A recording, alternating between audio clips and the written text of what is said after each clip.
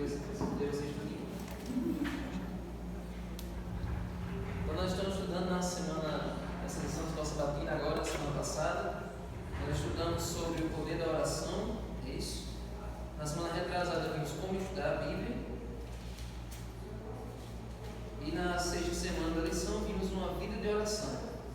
Então, como a Ariadne já apresentou na introdução da lição, a oração é importante para que o nosso relacionamento com Deus possa ter resultado, possa continuar, possa ser um relacionamento vivo.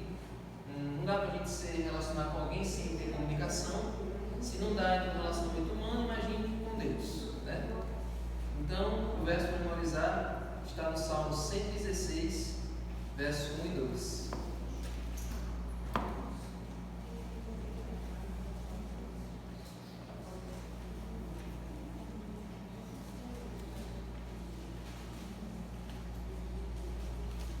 Salmo 116, verso 1 e 2. Na verdade, em todo o livro de Salmos é um conjunto de orações e clamores de Davi, junto com louvores de agradecimento e ação de graças por livramentos que Deus deu a ele. Então, esse salmo aqui também é uma declaração de amor de Davi, o salmista aqui para Deus. Então, amo o Senhor, porque Ele ouve a minha voz e as minhas súplicas. Porque inclinou para mim os seus ouvidos, eu o invocarei por toda a minha vida. Amém? Então, essa é a nossa relação com Deus. Deve ser ter sempre esse diálogo, ter sempre essa conversa, diariamente com Ele.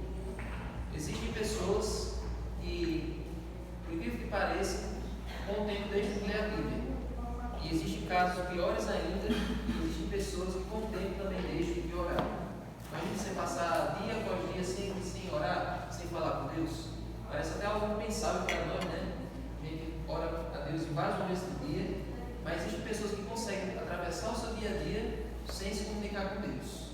Conseguem levar isso de uma forma fria, sem dirigir nenhuma gratidão pela comida ou pelo dia. E, infelizmente, tem pessoas que chegam a esse estágio.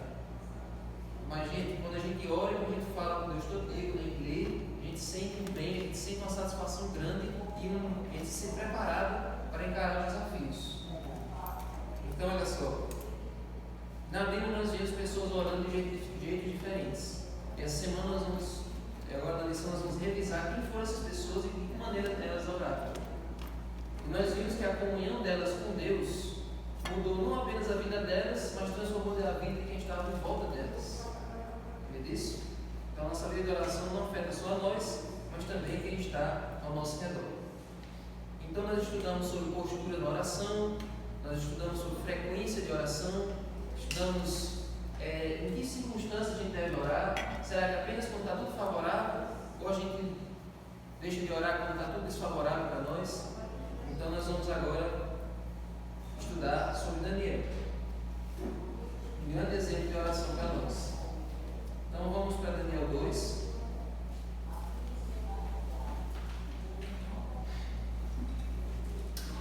Tem uma oração que eu quero fazer no estudo do batismo ali atrás.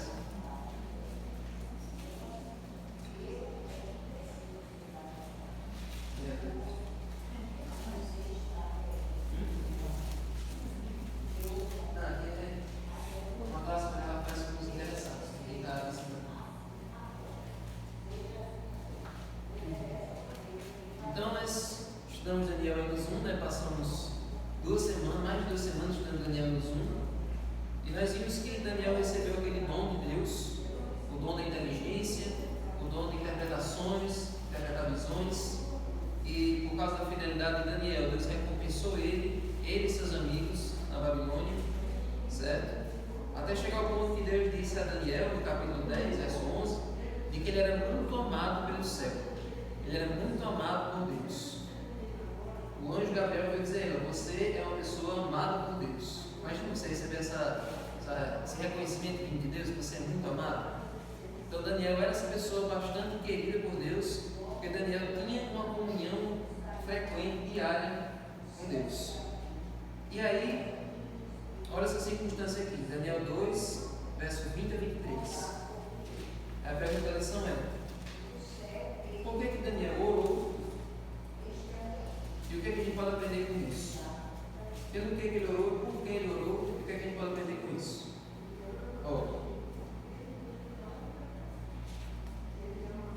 sabem que no capítulo 2, até esse momento, o que é que aconteceu? O que é que vocês lembram que aconteceu até esse verso aqui?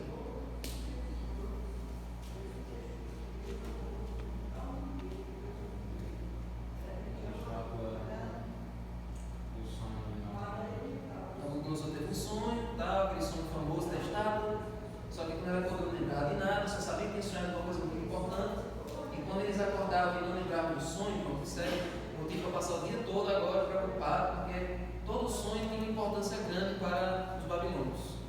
E aí ele manda buscar os sábios, os magos tentam adivinhar e tal, mas eles não. Vocês têm que dizer o sonho e a interpretação. Eu não lembro de nenhum dos dois. Eu não lembro do sonho nem sem a interpretação. Aí ele disse, não, mas isso aí que você está pedindo já está fora da nossa alçada. Isso aí é algo que é somente estar lá com os deuses e nem não tem acesso. Aí ele disse, olha, então se você não pode nem revelar o sonho e a interpretação, então vou matar vocês, matar a semente de vocês e vou transformar a casa de vocês no lixão. Só isso. Só isso. Só isso. Ficou tranquilo. Ele sabia relevar as coisas. A casa dele no monturo, lixão. Então, gente, detalhe, ele era tão impulsivo que ele não deu esse decreto apenas para aqueles sábios que ele tinha chamado ali naquela manhã. É para todos. Ele mandou matar todos os sábios que tinham no país por causa daqueles ali que não souberam interpretar. Olha aí, percebeu o dia dele? Ele é o segundo, né, da Babilônia. Então, porque ele não gostou do que aqueles homens disseram, ele mandou matar todos que tinham no país inteiro. Mas se esses aqui não servem, os outros também não dão conta. Esses aqui que estão perto. E aí você lembra que no capítulo 1, Daniel tinha sido chamado por seus amigos, junto com vários jovens, e eles começaram a compor esse grupo de sábios. Então essa ordem de matar todos os sábios incluía matar Daniel e seus amigos. Só que a Daniel disse, não, peraí, você não pode matar sem eu tentar antes. Então, dê para mim só mais um dia, que agora eu vou buscar a Deus, eu vou orar, e aí Deus vai me passar a revelação. E aí olha só, capítulo 2, vamos ver o verso 17. Então Daniel foi para casa e explicou a situação a Ananias, Misael e Azarias, seus companheiros, para que pedissem misericórdia ao Deus do céu sobre esse mistério, a fim de que Daniel e seus companheiros não fossem mortos como o resto dos sábios da Babilônia. Então a pergunta da lição é, por que Daniel orou para pedir a revelação? Por que ele, já que ele era tão inteligente, por que ele mesmo não foi atrás sozinho? Por que ele precisou orar? Porque ninguém adivinha nada. Não sabe não, né? Como ele tinha comunhão com Deus, então Deus revelou para ele. Para isso ele tem que orar.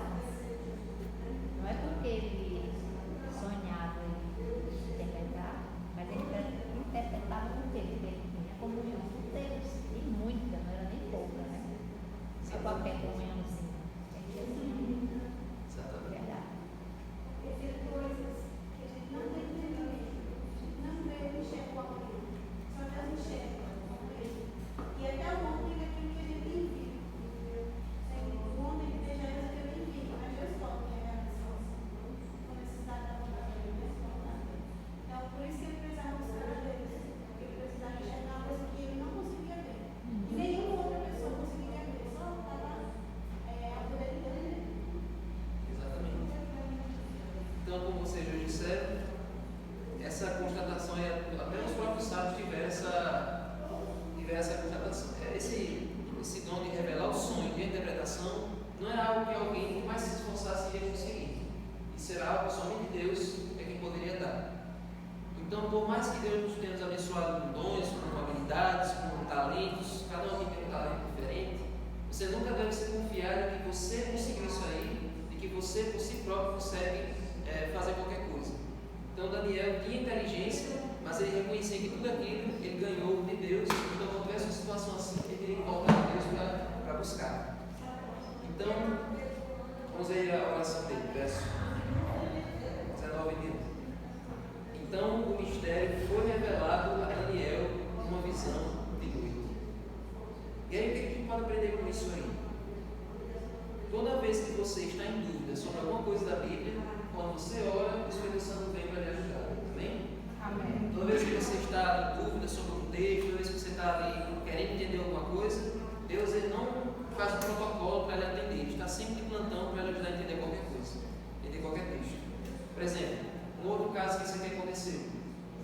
Lá no caso de Filipe e Eunuco, o Eunuco estava lendo ali a profecia de Isaías, sem entender nada, a viagem todinha, tentando entender de quem aquela profecia estava falando, e Deus mandou Filipe em encontro dele para ajudar ele a entender. Então, toda vez que você não entende alguma coisa e você pede a Deus, Deus lhe ajuda a entender ou manda alguém para lhe ajudar.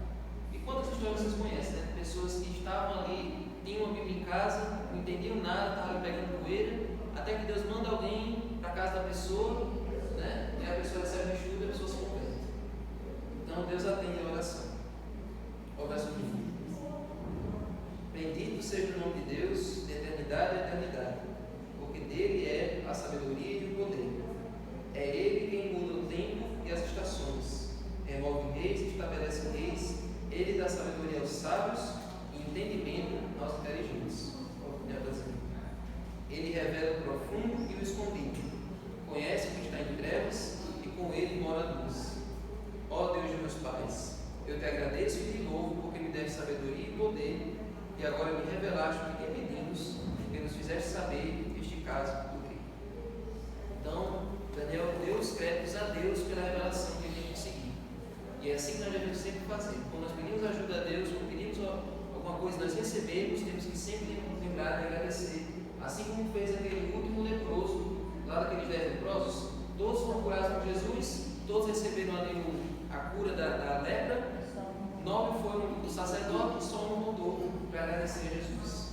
Então devemos sempre lembrar quem nos deu as bênçãos, né? Então essa é a primeira lição que a gente aprende de oração com Daniel. Agora a segunda situação é no capítulo 6. No capítulo 6 já não tem mais Babilônia, agora é a Pérsia. E aí nós vamos ter a história mais famosa do livro de Daniel. Daniel capítulo 6, verso 10 e 11.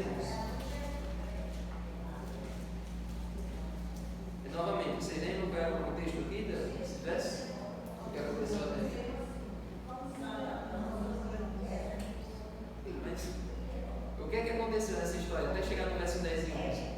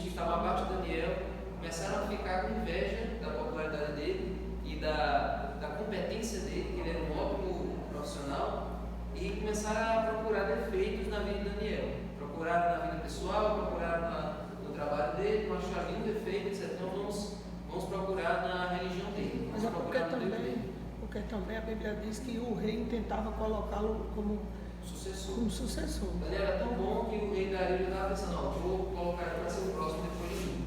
Quando eu morrer, ele vai ser o próximo rei da Pérsia. E os outros já. Isso também é uma coisa interessante na Bíblia. Toda vez que o servo de Deus ele é fiel, ele é exemplar, ele sempre é reconhecido. Porque José, ele foi colocado como governador do Egito, e imagina que aquele faraó também queria colocar ele como próximo faraó. E Moisés e o faraó do Egito também queria colocar ele como seu próximo sucessor. E aqui Dario também queria colocar Daniel como o próximo rei depois dele, né? Então, o decreto que o rei Dario colocou foi: nos próximos 30 dias, todo mundo só deve adorar a mim e a nenhum outro Deus. Se alguém adorar outro Deus que não seja eu, deve ir para a cova dos leões. E aí vem aquilo que eu falei no começo. Em que circunstâncias a gente deve orar? Somente quando está tudo favorável para a gente orar? Ou a gente não ora quando está tudo complicado? Olha o verso 10 e 11.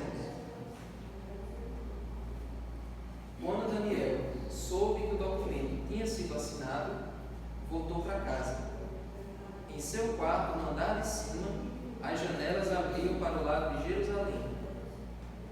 E 3 vezes por dia ele se punha de joelhos, orava e dava graça diante do seu Deus, como era o seu costume.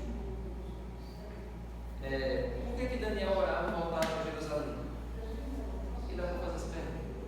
Ele está lendo Reavivados, ele está em 2 Crônicas de 12 ou 13, eu acho. Mas a gente leu recentemente aquela oração. 23. Nós vimos recentemente a oração de Salomão. Por que as pessoas tinham que orar voltadas para Jerusalém?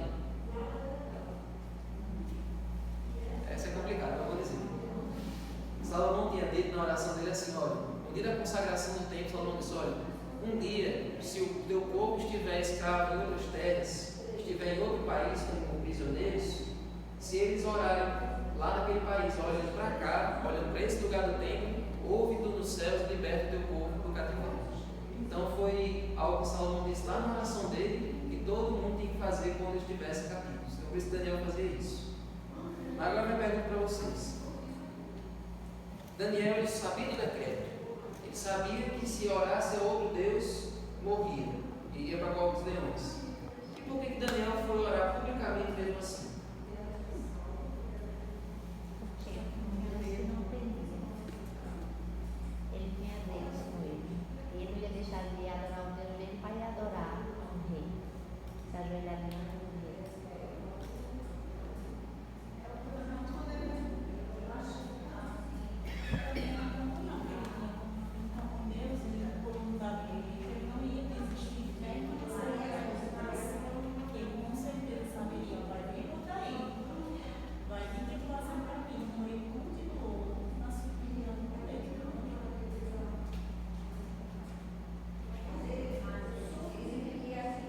Bom dia, pessoal. Eu fico muito feliz de ter vindo aqui na igreja. Eu conheci Jesus Davi, era uma criança, né? Mas assim, nessa semana, falando de tradição, eu queria contar aqui o que aconteceu comigo. Porque eu sempre digo que esses 3 personagens que teve na vida, Daniel, irmão de Moisés, eles estão em cima da meta. Jesus vai voltar e eu não vou ser tirar nem fim, como se diz, parecido com. Agora em 1998, eu conheci a igreja de Cristo, certo? E me deram um estudo bíblico. E eu aprendi sobre a oração em 1998. Eu não sei nem quantos anos Davi tinha em 98. Mas nem nasceu, isso em 98. E eu tive um estudo bíblico e aprendi sobre oração e aprendi que Deus escutava a oração. Porque eu não sabia que Deus mora lá no céu, é todo mundo, e vai escutar a oração, não sei nem o que é oração. E eu morava em Natal nessa época, minha irmã ligou e disse assim: ei, chega, papai está morrendo, ele está no hospital e tem que ficar com ele. E vem ligeiro, porque eu quero ver e tal. Bom, isso era uma sexta-feira. Eu vim, cheguei lá no hospital, pai já estava lá. Quando foi no domingo, isso, sexta, sábado, domingo, e ele nem mais reconhecia a gente. E disseram assim: rapaz, teu pai vai falecer. E eu disse: tá, vou levar ele aqui. Vou levar para Natal.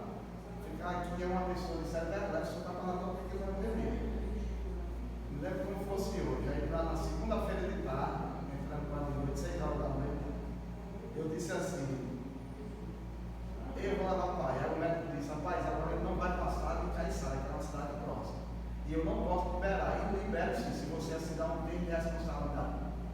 Que ele vai sair daqui, aí você está liberado para levar seu pai. Eu digo assim: demora agora para ser um jeito. Eu não tive coragem de ir na ambulância com o pai. Tinha um primo dele, eu lutei, porque eu já estava ofegando e tal, eu fui na frente. E me lembro que eu fosse um outro, cheguei devagarzinho: não bota esse carro para andar, essa ambulância. Eu sei que quando a gente chegou lá no conflito, era 4 horas da manhã, nesse liberação de Passado de Caiçara, né? Isso, nessa liberação de médico, passava de Caiçara. Cheguei lá 4 horas da manhã, fiquei lá no corredor e tal, o negócio feio. E eu fiquei com aquilo, porque eu levei pai e minhas irmãs disseram: não, vou levar ele para casa, ele bota uma vela, vai morrer. E eu, só eu lá no Valfredo com ele, acabo já essa história. E eu fiquei aquele responsabilidade aumentando, ia cair sobre mim, que eu levei, o médico disse que eu não ia, e não são brutais. E eu sozinho lá, ninguém comecei a ligar, nos contar. Quando foi de 5h30, pai foi transferido para o terceiro andar do Alfredo. Já naquela época, nem a parte da frente, a gente estava calçado. Pois bem, aí lá em cima, lá de 6 horas da tarde, papai toda vez gostou do bigode. Eu não, ninguém usa bigode. Mas na época que não bigodão, já. Pois bem, 6 horas, a gente conseguiu um quarto lá em cima. 7 horas, 8 horas. E eu passando na enfermeira e disse, chegou isso aqui, porque o leito que papai ficou era 6 pessoas. Tinha 3 e 3. 4. Aí uma enfermeira que estava assumindo o plantão, chegou isso aí. Aí eu assim, toda vida eu fiquei, eu estou aqui, mas já estou vendo o que está acontecendo lá, desse dom. Aí a enfermeira passou e disse, isso aqui não é subir. Olhou assim para eles, chegou mais aí, esse aí não é subir não. Aí beleza, aí desci no primeiro andar do Valfredo, você vai ter uma santinha lá.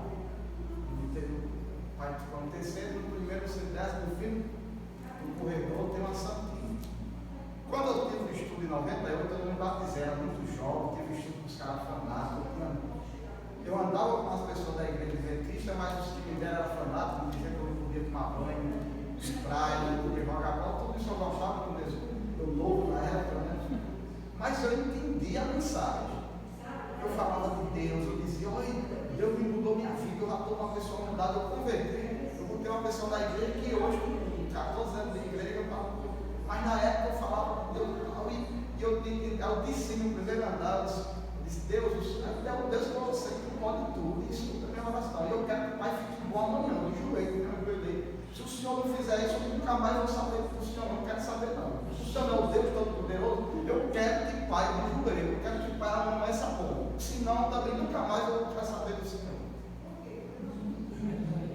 Quando deu 5 horas da manhã, o papai acordou e disse assim, onde é que eu estou, meu filho? Vamos soltar aqui no Alfredo. Aí ele passou a mão assim, disse, rapaz, minha barba, agora eu queria ir para esta barba, eu vou tirar minha barba. Aí ele quer o bigode dele, aí ele tirou o bigode dele. Vai contar a história. Quando deu 6h30, teve um esquema lá, o cara estava dando espacinho para abrir o café da manhã. A mesma enfermeira passou e disse assim, está vendo que eu disse? Que não amanhecia um dia, já tem outro. Eu digo, não, esse aqui era meu pai, que a senhora disse que ele não amanhecia um dia. O que eu estou querendo dizer com essa lição? Que Deus escuta nas nossas orações. A gente precisa orar, mas se você tem que clamar e depender de qualquer coisa, Deus responde a nossa oração. Amém. Daniel aí é como de oração, 24 horas orada. Hoje, com essa circunstância, com a vida, por isso que eu digo, vamos tirar nem filho desses personagens. Mas Deus, a gente não sabe orar, mas peça e clama em qualquer situação, porque Deus é o Deus que resolve. Amém. O papai só veio morrer 10 anos depois. Olha aí, glória a Deus. Aí o testemunho. Muita chance. A gente vê essa história dos personagens, mas é a história da vida real.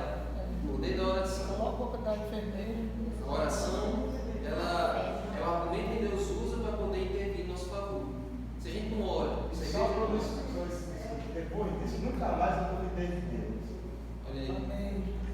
Tá vendo? A fé. A fé, exatamente. A fé dele, ao desespero, a fé dele foi inabalada. Aí sobre a oração, sobre o poder da oração, Daniel poderia ter orado a Deus, poderia ter continuado adorando a Deus, mas agora escondido. Ele poderia ter fechado as janelas, ter continuado adorando a Deus e preservado a vida dele. Não teria sido uma alternativa mais viável? Então por que ele decidiu continuar adorando a Deus do jeito como se nada estivesse acontecendo? Por que ele não continuou adorando a Deus, preservando a vida dele, na zona de conforto, ali tudo fechado, para não ser jogado para a morte de Deus? E a Bíblia os inimigos dele iam ver, tá vendo? Ontem estava orando, com a porta do céu aberta. Hoje nunca mais. Isso aí a gente vê a plenitude da confiança que Daniel tinha.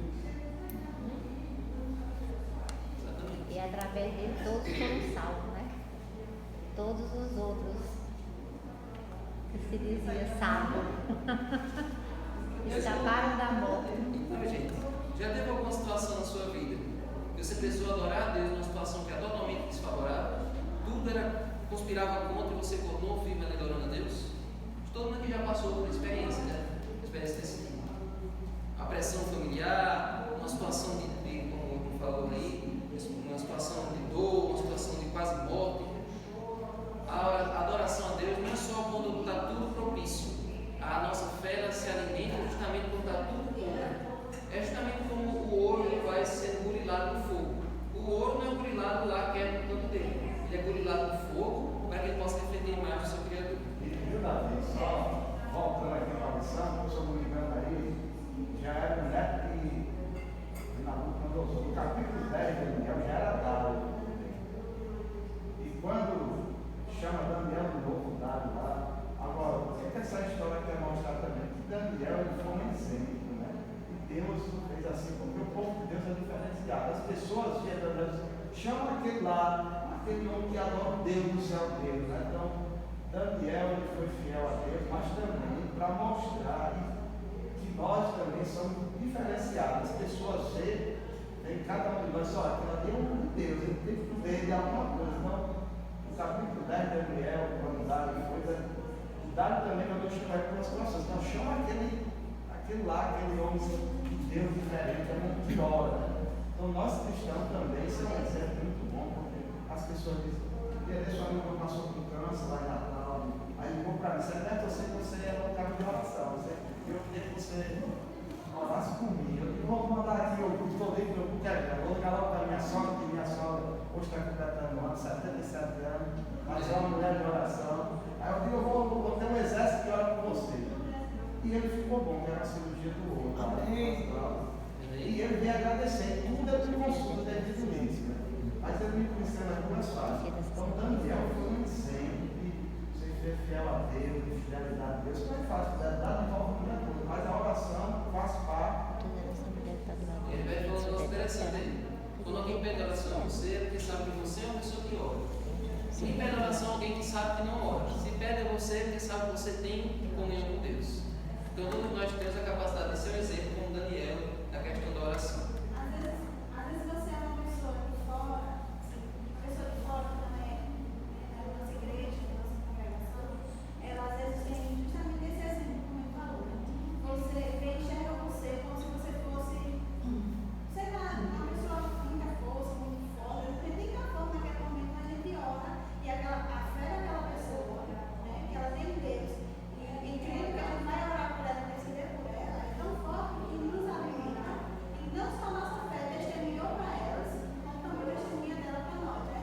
Então, ela acredita que eu oro, né? Então, ela tem fé que eu vou orar por ela. Então, isso é muito importante porque tanto fortalece o outro, como nos fortalece. Assim como foi Daniel. Daniel sabia que independente se ele vivesse ou se ele morresse, a vida dele era de Cristo. Então, ele não se preocupava se ele oraria escondido, se ele oraria e tudo que você para você. Ele sabia que a vida dele era uma seria de Deus.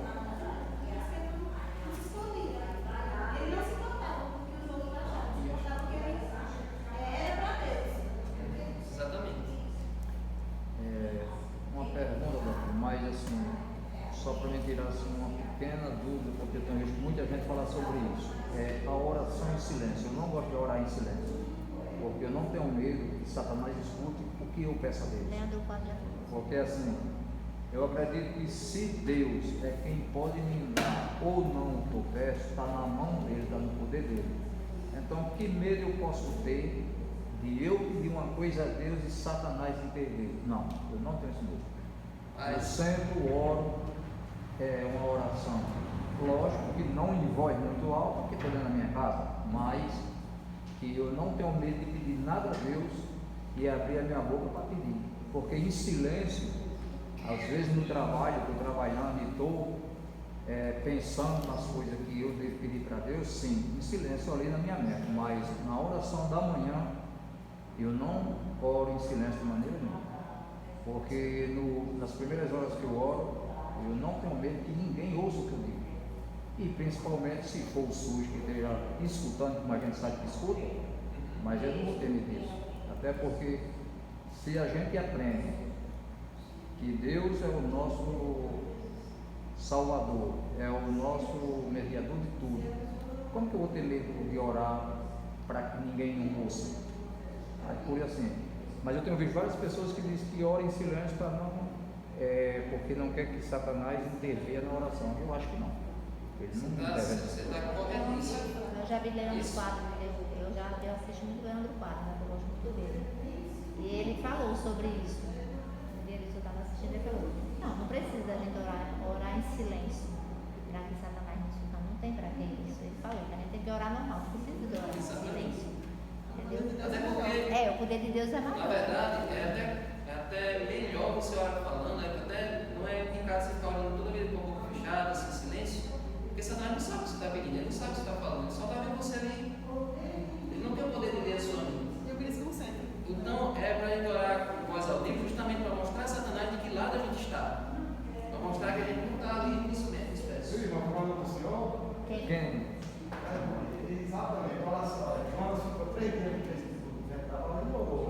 Agora sim, cada caso, cada situação, agora orar sem, né? Como Paulo disse, orar sem cessar. E a nossa mente tem que estar com oração. Exemplo, se já assume o pé claro, para a gente não atrapalhar e estar com a nossa mente, mas não existe esse negócio de orar de joelho, de pé sentado, no pé, tem que orar.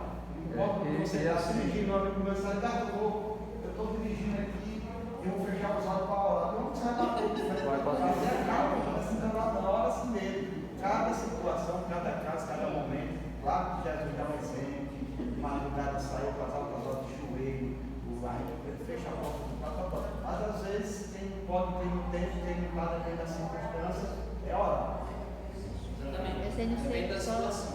só não sei orar assim, né? Vamos supor, nas igrejas pentecostais, tem aquele povo agora, todo mundo naquela voz muito alta, né? Aquela loucura. Pronto, aquela loucura ali eu A não sei. oração que você vai mostrar é algo que Jesus condena.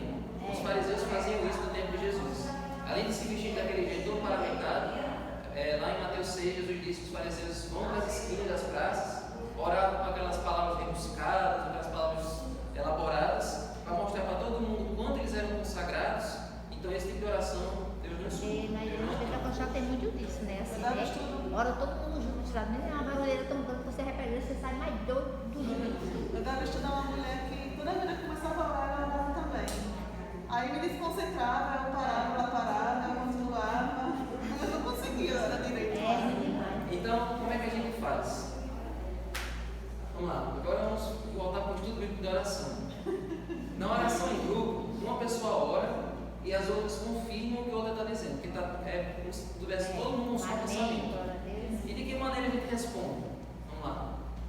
Se você concorda com o que está sendo dito, geralmente você fala ao final de cada frase, você diz um sim, amém, assim seja.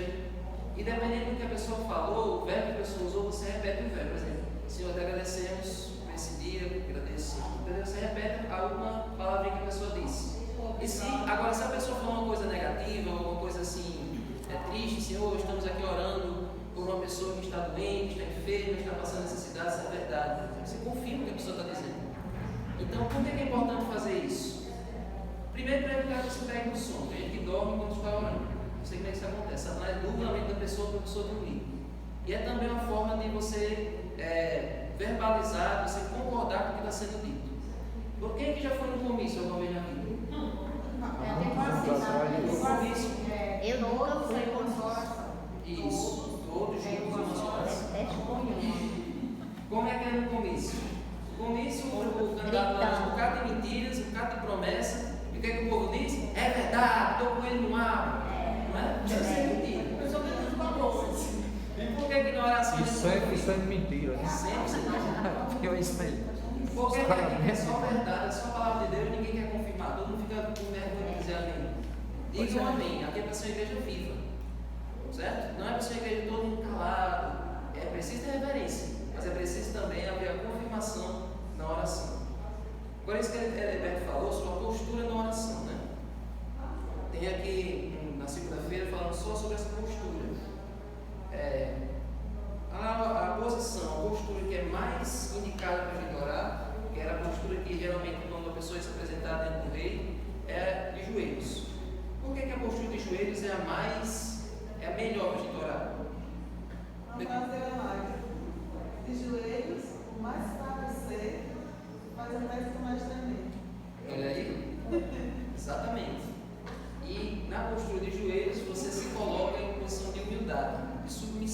diante de Deus. De respeito. Você não chegava no trono de qualquer rei, chegava, ei, majestade, ei, não sei o que, você não chegava lá de qualquer jeito. Você chegava em que alguém anunciar, você chegava, ficava de joelhos, o rei tinha que estender o cetro, era todo um protocolo para falar com o rei. Eu tenho uma amiga lá em Caruaru, ela é evangélica, só que ela é das igrejas pentecostais, né? Acho que ela dá sempre assim. Ela diz assim, uma vez ela disse para mim que a gente, para orar a Deus, a gente não pode ir com qualquer roupa assim. Vamos supor, a gente veste um baby doll para dormir, aí vai se ajoelhar e vai orar a Deus no baby doll, vamos supor, né? Uma roupa que não seja, ela acha que a gente tem que se apresentar com uma roupa mais decente. Mesmo que você tenha coisa mais, você coloca um só por cima, né? Lá em casa a gente tem esse costume, a gente sabe, quando vai comer assim, a gente está ali com roupas confortáveis, roupa de casa, às vezes eu estou sem camisa, mas a gente coloca sempre algum pano, alguma coisa para se cobrir. É só você pensar, se eu fosse para a presença de alguma autoridade, eu ia com qualquer roupa? Então, porque na presença do Rei do Universo eu vou sem camisa, eu vou do jeito que eu estou. É claro que existem situações extremas, por exemplo, você está ali está doente, né? Está doente e tal, mas se possível, se viste e seja apresentável diante do Rei do Universo, diante do seu Pai, diante do seu Criador. É preciso ter reverência. Então, tem várias posições de oração na Bíblia. Tem oração em pé, tem pessoas que oraram sentadas. Tem uma postura que hoje a gente usa muito, que é orar com o rosto interno. No tempo da Bíblia, as pessoas. Você já viu essa cena? A pessoa se curva e fica totalmente com o rosto interno.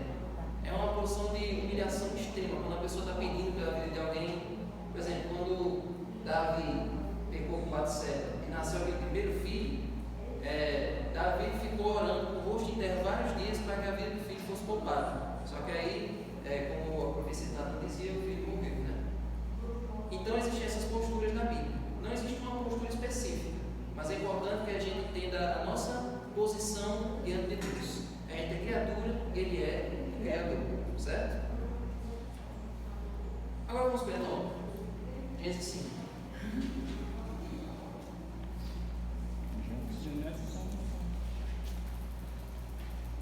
Gênesis 5, 22 a 24.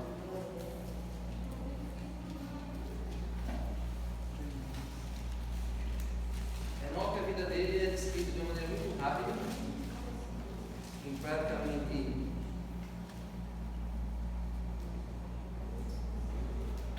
4 versos. 4 versos. Enoque viveu 65 anos e gerou Matusalém. Enoque andou com Deus, depois que gerou Matusalém, viveu 300 anos e teve filhos e filhas. Todos os dias de Enoque foram 365 anos. Andou Enoque com Deus e já não era. Na Bíblia você diz já não era, nessa laranja diz já não foi mais visto, porque Deus o levou para si. Aí eu acho interessante que na Bíblia preta diz o levou para si, nessa diz levou para junto de si, para não dar a entender que podia ser que alguém desse pensasse, não, ele morreu, Deus levou a alma dele. Não, Deus teve com ele. Sobre 300 anos. Não vai ser nada. Olha o filho dele. Olha o verso 27 aí. Todos os de Matusalém foram 969 anos. Filho mais velho. Só o filho mais velho. Mas nesse tempo o povo era lúcido, né? Porque hoje em dia a gente. Tem gente que tem mais de 100 e Não ainda comia é carne, lúcido, não né? tinha sede, acordava cedo. Respirava puro.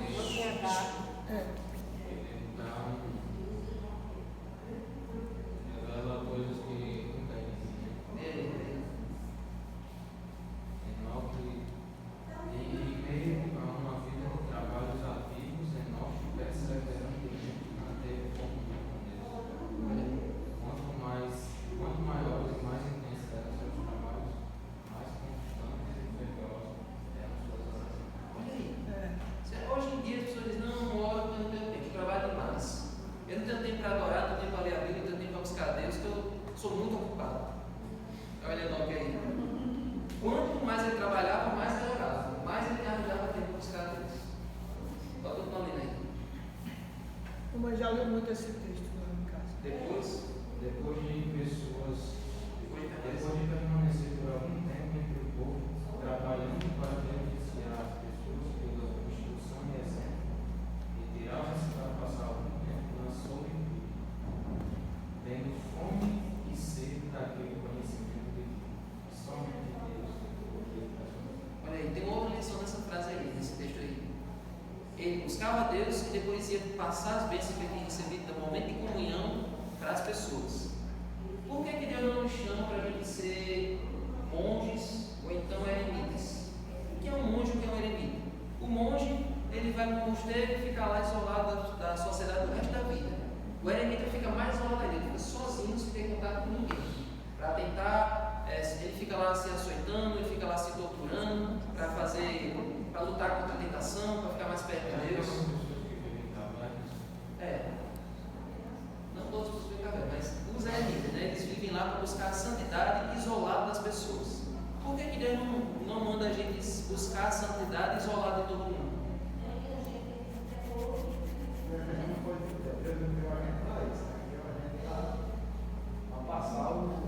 Para fazer a missão, passar a falar dele, né? Porque senão não tem nada de longe, igual para ele ver. Mas a gente foi criado exatamente para a gente ter uma missão aqui nessa terra, né? Falar com Deus para outras pessoas. Então, por isso a gente lá tem que buscar Deus, o Espírito Santo, mas depois passar. Como é que a gente ia pregar o evangelho do soldado, né? Você ia correr com a gente. Ia correr com a gente. Tinha José da Iguaçu, ele tinha uma ilustração que ele usava que o cristão não é para ser como uma esponja. A esponja absorve tudo para ela e fica nela mesma. Só sem pensar que sabe alguma coisa. Mas ela fica só absorvendo. O cristão é para ser como um ventilador. Fica passando para todo mundo, fica ventilando para todo mundo a mensagem. Por isso que às vezes a gente comigo fala, por isso que eu me esses homens para cima, não falar assim, nada que a criança tem, mas você me conhece hoje aqui, chega para mim, que o céu, assim, a gente já passou a mensagem, a gente já fez o dever de casa, mas às vezes a gente diz, não, mas eu quero ir para o céu só para o céu você não vai, porque você já está pensando no egoísmo, e o egoísmo não vai para o céu. Você tem que falar com a sua família, uma coisa assim. Ninguém vai para o céu sozinho. Todo mundo vai para o céu levando pelo menos uma pessoa. Certo? Isso é uma coisa muito importante. Uma parte que ela diz assim: até os ímpios contemplavam com admiração a impressão celestial do Senhor. Quem ora tem uma aparência diferente de quem não ora. Quem tem o hábito de orar tem uma aparência mais celestial, tem uma aparência mais santa do que quem não ora. Até você deve ter percebido isso. Você deve chegar em algum local de trabalho e não ter dito nada e a pessoa diz assim: quem tem? Você, por quê? Eu disse alguma coisa? Não, você tem cara de que é crente. Você não disse nada, mas você tem uma cara de que é consagrado. As pessoas veem, mesmo que viam Enoque, elas veem você. Ou seja, não é uma coisa de 6 mil anos atrás, é uma coisa real que a gente vê no dia a dia. Certo? Essa semana eu vou mostrar. Aí eu estava. Aí eu ia até lá para a seguinte. Ela chegou no momento, irmão, você quer que nunca nem tinha visto minha vida. É a forma que você fala para a pessoa, a forma que você trata a pessoa. A pessoa nota que você não é. Você não fala o que minha avó falar com respeito. A gente transmite, a gente transmite o amor de Deus. A gente vê a luz. Às vezes você faz isso de tão coração, que às vezes você nem espera nunca receber aquela recompensa de coisa tão boa para a verdade, e aquela recompensa vem imediata. Tem esse motivo de receber, mas o que eu digo é uma bênção extraordinária, para a gente não é, que era tão pequenininho, mas um gesto desse é como se você recebeu a recompensa. Você não conhecia aquela pessoa que nem ouviu uma feliz você, ela simplesmente veio abençoada gratuitamente. Você nem saber qual era a situação, porque você estava ali e nada sua vida. Deus recompensa você. E todas as formas, né? Dessa vida, às vezes, não é desse modo. Você foi recompensado. Minimamente você foi recompensado, que é o seu ato, né? Exatamente. Deus honra aqueles que honram Ele. Ainda dá para falar de Moisés.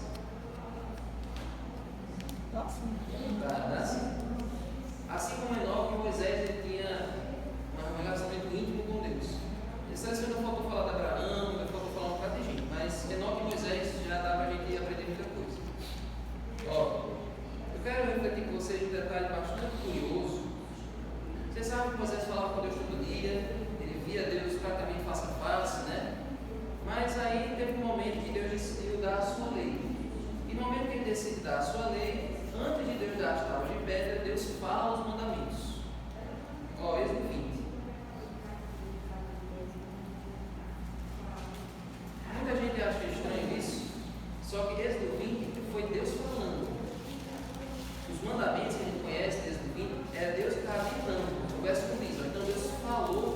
todas essas palavras para o povo.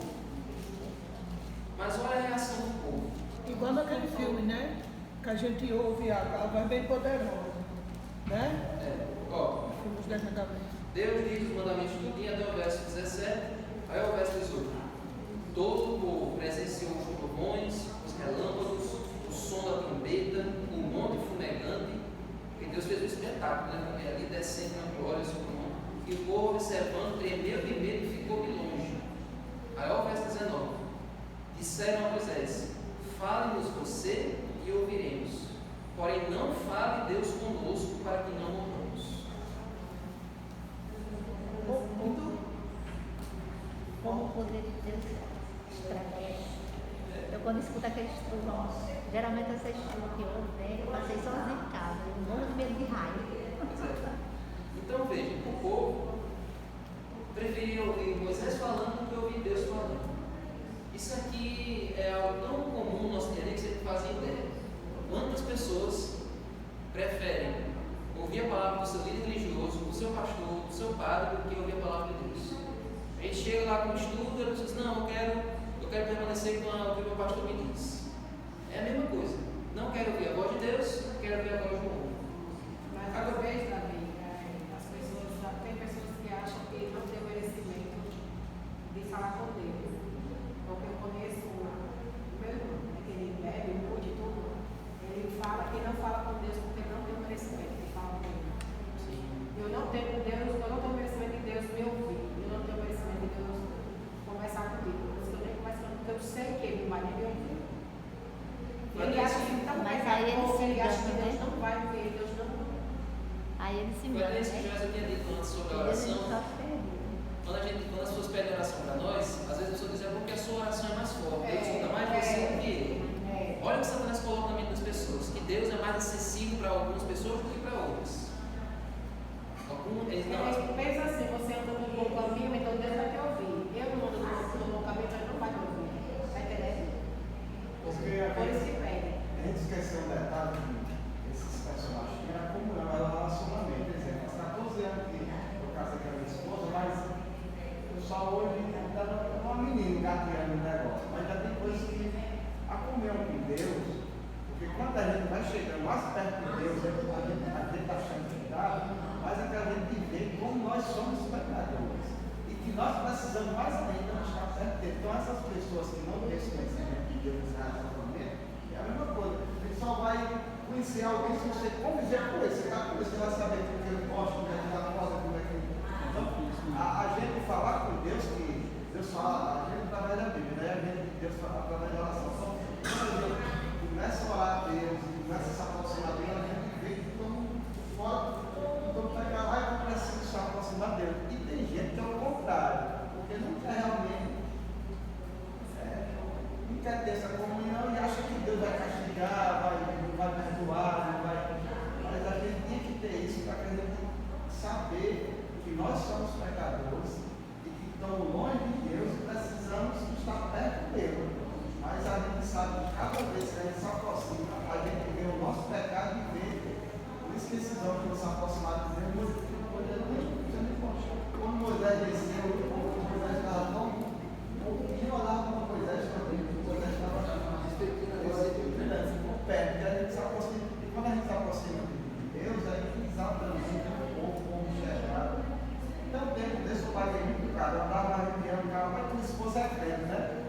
E eu dizia: filho da raça, pastor, eu também não sou, não.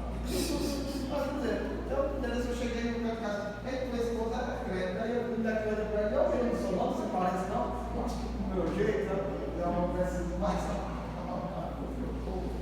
Mas é isso que acontece, né?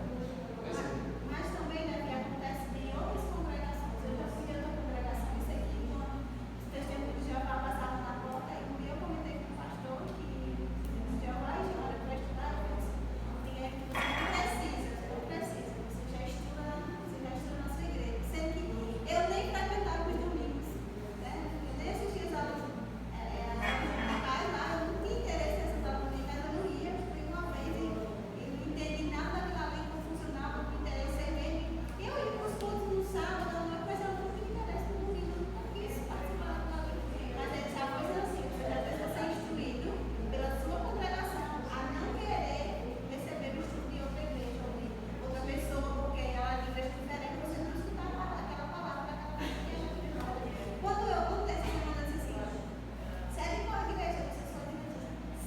é adventista, você sempre tem aquela trava, até porque assim, eu acho interessante que as pessoas sempre têm uma trava, mas ser adventista, isso não quer dizer que você vai ter que diferente. Eu não seja cristão como vocês são, né? Eu só acredito em coisas diferentes, eu só não diferente, mas eu creio mesmo em Deus que consegue. Aí ela falou assim, né? Mas é por isso que eu falo tudo que vem na boca, ela disse que você é mais mas na minha igreja eu acredito, ela disse, mas ela não diz assim, eu sou muito verdadeira, ela disse que é muito verdadeira, mas um dos frutos do Espírito é o domínio próprio. Aí ela disse, fruto do Espírito, ela nem sabe o que é. Isso é uma coisa muito mais antiga. É desde o tempo que o padre fazia a missa de Corpus falando na Bíblia. Ninguém entende nada. Vocês ficam aí só assistindo eu falando aqui qualquer coisa. Só os líderes devem saber a verdade, mas a congregação não. A igreja adventista é diferente porque ela dá a Bíblia na mão das pessoas e deixa elas estudarem por conta própria. Cada um de vocês tem estudo bíblico em casa, cada um de vocês pode estudar e aprender por si sós. Tanto é que essa igreja funciona, cada congregação pode funcionar sem pastor. Nós mesmos aqui pregamos e nós mesmos estudamos a palavra. A igreja ensina o mesmo a ter o raciocínio lógico, a ter o pensamento crítico e estudar a palavra de Deus por conta própria. Agora, gente, a última lição de Moisés. Uma vida de oração faz com que a gente desenvolva uma característica do nosso comportamento. Ó.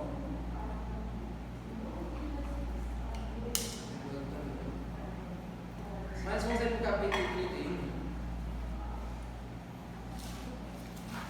Daniel. Isso.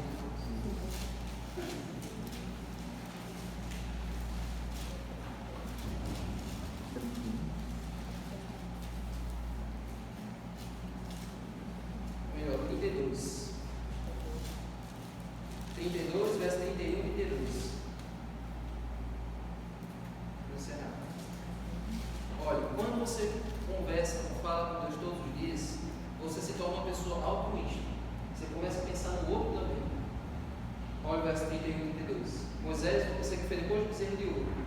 Moisés voltou ao Senhor e disse: o povo cometeu um grande pecado, fazendo para si Deus de ouro. Agora, pois, perdoa-me o pecado, ou se não, peço que me risques do livro que escreveste. Moisés preferia se perder do que ver o seu povo se perecer. Ele preferia que Deus riscasse o nome dele do livro da vida do que ver o povo dele sendo morto, sendo destruído. Então, quando uma pessoa tem uma vida de oração, ela passa a se importar com o outro também. Passa de pedir apenas só para ela. Tem pessoas que na oração só pedem para si mesmos, se esquecem do outro. Quando a gente tem a vida de comunhão com Deus, a gente começa a ter pena das pessoas à nossa volta e começa a orar de forma intercessória por elas. E Jó disse que quando começou a orar, lá em Jó, né? Começou a orar para o próximo, né? Que a vida dele fica abençoada. Ele fechou ele com um exemplo perfeito. Quando Jó ele estava naquela situação, de lepra, naquela situação ali sendo humilhado para que ele fez amigo da onça, quando ele começou a orar para aqueles amigos, aí que a sorte dele foi mudada. Então a oração que nós devemos ter, além de pedir por nós, temos que pedir também pelos outros. Não devemos apenas pedir pelos nossos próprios interesses, mas também se importar ainda mais com o outro, nos colocar no lugar do outro. Esse é o espírito. E até por esse mundo caído Jesus na cruz, Jesus também orou pela aqueles que estavam crucificando ele. Então essa é a mudança que Deus quer ver no nosso caráter. Amém? Amém. Senhor Deus, aqui, Senhor, estamos na tua presença, colocando nossa vida a ti, Senhor, em oração, aprendendo também sobre a oração, como falar contigo, postura correta, as palavras que devemos usar, o que devemos pedir. Nos ajuda, Senhor, assim como o Senhor disse lá no Pai Nosso, perdoa as nossas dívidas, assim como nós perdoamos a quem nos tem ofendido. Amém. Nos ajuda a desenvolver o perdão, Senhor, porque só perdoando que nós seremos perdoados pelo Senhor. Então, Senhor, dá-nos um coração igual ao teu no dia de hoje, nos ajuda a orar como tu oras, em nome de Jesus. Amém.